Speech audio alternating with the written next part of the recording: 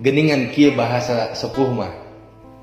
Ujang, Nyai, lamun engke anjeun manggih buah anu buruk, teu kudu diala omat eta buah, teu kudu dipetik eta buah, antep we engke ge bakal murag sorangan.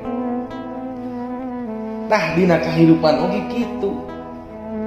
Di mana aya jalma anu ngewak ka urang, aya jalma anu goreng hatena ka urang, busuk hatena ka urang, antep tong dilayanan, antep tong saruakna ulah disanghareupan ku urang.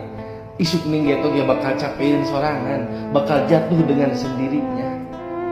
Maka fokus bikin urang dina kahirupan, sing lempeng ibadah, sing busuk ibadah, teangan ilmu anu manfaat, amalkeun ilmu nu aya, urusan batur gewak jeung goreng ka urang mah sanggakeun ka Allah tong jadi pikiran urang.